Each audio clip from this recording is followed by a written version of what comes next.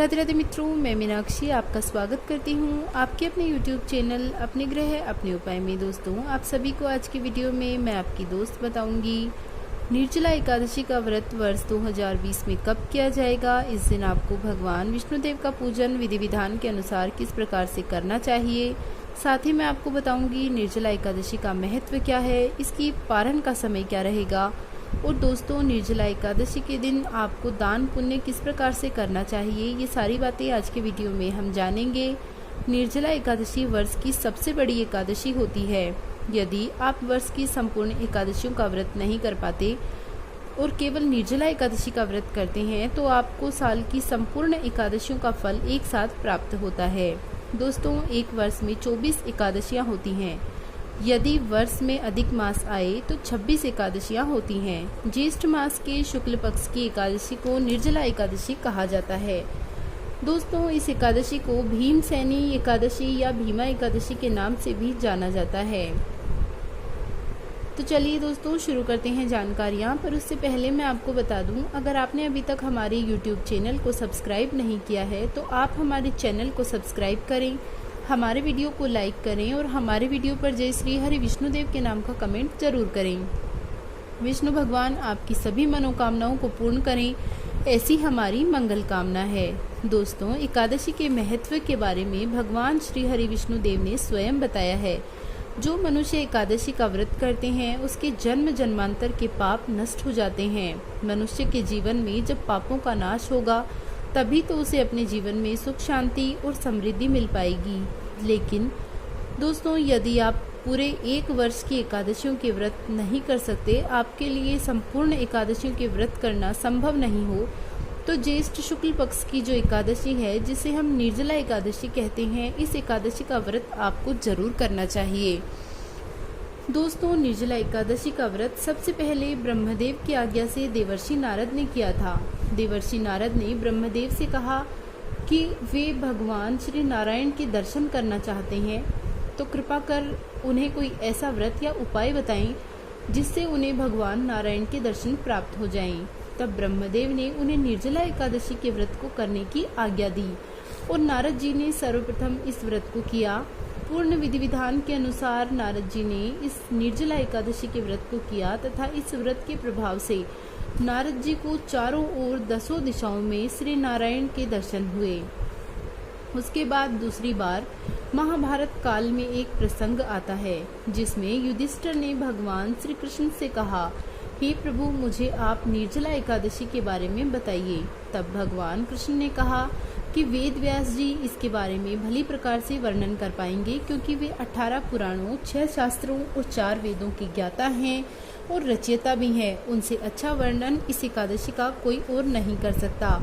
वेद व्यास जी ने 5 पांडवों को बुलाकर बताया कि एकादशी का व्रत मानवों को अवश्य करना चाहिए और संपूर्ण वर्ष की एकादशी का व्रत जो करता है उसे पुण्य की प्राप्ति होती है। इस संसार में धर्म, अर्थ, काम और मृत्यु के पश्चात उसे मोक्ष की भी प्राप्ति होती है। तब भीमसेन कहने लगे कि हे महर्षि, मैं भूखा नहीं रह सकता। भ्राता युधिष्ठिर, माता कुंती, द्रौपदी, अर्जुन, नकुल और सहदेव आदि एकादशी के दान और व्रत करते हैं। मुझसे एकादशी के दिन अन्न खाने को मना किया करते हैं। मैं उनसे कहता हूँ कि भाई, मैं भक्ति पूर्वक भगवान का पूजन कर सकता हूँ, परंतु मैं एकादशी के दिन भूखा नहीं रह सकता। इस पर व्यास जी बोले कि हे भीमसेन, यदि तुम नरक को बुरा और स्वर्ग को अच्छा समझते हो तो प्रत्येक मास की दोनों एकादशियों को अन्न न खाया करो। इस पर भीमसेन बोले कि हे पितामह, मैं आपसे प्रथम बार कह चुका हूँ कि मैं एक समय भी भोजन के बिना नहीं रह सकता। फिर मेरे लिए उपवास करना बहुत कठिन है। यदि मैं प्रयत्न करूँ तो एक व्रत मैं अवश्य कर सकता हूँ। अतः आप मुझे कोई एक व्रत बताइए जिससे मुझे स्वर्ग की प्राप्ति हो। श्री वेद व्यास जी बोले कि हे वायुपुत्र, बड़े बड़े ऋषि और महर्षियों ने बहुत से शास्त्र आदि बनाए हैं कि मनुष्य को दोनों पक्षों की एकादशियों का व्रत करना चाहिए, इससे उसे स्वर्ग की प्राप्ति होती है। श्री वेद व्यास जी के वचनों को सुनकर भीमसेन नरक में जाने के कारण अत्यंत भयभीत हो उठे और लता के समान कांपने लगे। वह बोले, हे पितामह, अब मैं क्या करूं, क्योंकि मुझसे व्रत नहीं हो सकेगा। अतः आप मुझे कोई एक व्रत बताइए जिससे मेरी मुक्ति हो जाए। इस पर वेद व्यास जी बोले, हे भीमसेन, कृष्ण और मिथुन संक्रांति के मध्य में ज्येष्ठ मास की शुक्ल पक्ष की एकादशी होती है, उसका निर्जला व्रत करना चाहिए। इस एकादशी के व्रत में स्नान, आचमन में जल वर्जित नहीं है, लेकिन आचमन में 3 मासी जल से अधिक जल नहीं लेना चाहिए। इस आचमन से शरीर की शुद्धि हो जाती है और आचमन में 3 मासी जल मद्यपान के समान है। इस दिन भोजन करने से व्रत नष्ट हो जाता है। यदि सूर्योदय से सूर्यास्त तक मनुष्य जलपान न करे तो उसे 12 एकादशियों के फल की प्राप्ति होती है। द्वादशी के दिन सूर्योदय से पहले उठना चाहिए और स्नान करके ब्राह्मण को यथा योग्य दान देना चाहिए। इसके पश्चात भूखे ब्राह्मण को भोजन करवाना चाहिए, तत्पश्चात स्वयं भोजन करना चाहिए। इसका फल संपूर्ण एकादशियों के फल के बराबर है। हे भीमसेन, स्वयं भगवान ने मुझसे कहा था कि इस एकादशी का पुण्य समस्त तीर्थों और दोनों पुण्य के बराबर है। एक दिन निर्जल रहने से मनुष्य पापों से मुक्त हो जाता है। जो मनुष्य निर्जल एकादशी का व्रत करते हैं उसको मृत्यु के समय भयानक यमदूत नहीं दिखते। उस समय भगवान विष्णु के यमदूत उसे स्वर्ग में ले जाते हैं और उनको पुष्पक विमान पर बिठाकर स्वर्ग को ले जाया जाता है। अतः संसार में सबसे श्रेष्ठ निर्जला एकादशी का व्रत है। अतः यत्न पूर्वक इस एकादशी का निर्जल व्रत करना चाहिए। उस दिन ओम नमो भगवते वासुदेवाय नमः मंत्र का उच्चारण अवश्य करना चाहिए। व्यासदेव जी के ऐसे वचनों को सुनकर उसने निर्जल व्रत किया। इसी एकादशी को भीमसेनी या पांडव एकादशी कहा जाता है। निर्जल व्रत करने से पहले भगवान की पूजा करनी चाहिए, उनसे विनय करनी चाहिए कि दूसरे दिन भोजन करूंगा, मैं इस व्रत को श्रद्धा पूर्वक करूंगा, इससे मेरे समस्त पाप नष्ट हो जाएं। इस दिन एक बड़े वस्त्र से ढककर स्वर्ण सहित दान करना चाहिए। जो मनुष्य इस व्रत को 2 प्रहर में स्नान तप आदि करके करते हैं उनको करोड़ों फल स्वर्ण के दान का फल मिलता है। जो मनुष्य इस दिन यज्ञ होम आदि करते हैं उसका फल तो वर्णन भी नहीं किया जा सकता। इस दिन निर्जला एकादशी के व्रत से मनुष्य विष्णुलोक को जाता है। जो मनुष्य इस दिन अन्न खाते हैं उन्हें चांडाल समझना चाहिए, वे अंत में नरक को जाते हैं। ब्रह्म हत्यारे, मदपान करने वाले, चोरी करने वाले, गुरु से द्वेष करने वाले, असत्य बोलने वाले इस व्रत को करने से स्वर्ग को चले जाते हैं। हे कुंती पुत्र, जो पुरुष या स्त्री इस व्रत को श्रद्धा पूर्वक करते हैं उनका निम्नलिखित कर्तव्य है। उन्हें सर्वप्रथम विष्णु भगवान की पूजा करनी चाहिए, तत्पश्चात गौ का दान करना चाहिए। उस दिन ब्राह्मण को दक्षिणा, मिष्ठान आदि का दान करना चाहिए। निर्जला के दिन अन्न, वस्त्र, छत्र, उपानय आदि का दान करना चाहिए। जो मनुष्य इस कथा को प्रेम पूर्वक सुनते व पढ़ते हैं उनको भी भगवान विष्णुदेव की कृपा से स्वर्ग की प्राप्ति होती है।